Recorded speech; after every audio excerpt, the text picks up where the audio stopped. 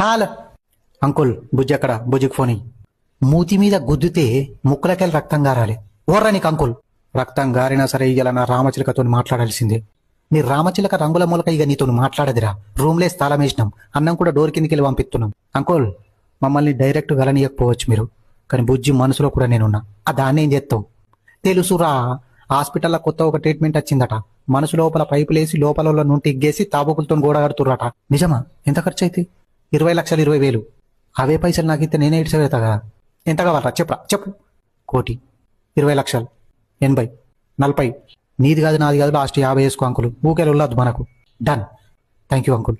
గింత బేకర్ గానివి నా కూతురు నీకెట్లా పడ్డదిరా? నాలోనే పొంగిన నర్మద, నీళ్లలో మురిసిన తామర, అంతట్లు మారే ఋతువురా పిల్ల నీ వల్ల.